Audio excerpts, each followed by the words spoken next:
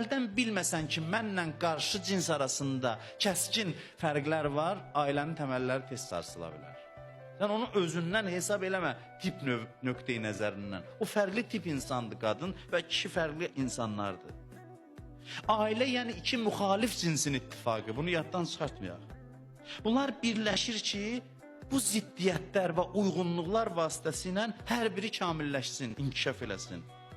Ailə bunun üçün qurulur. Bu bir imtihan meydanıdır.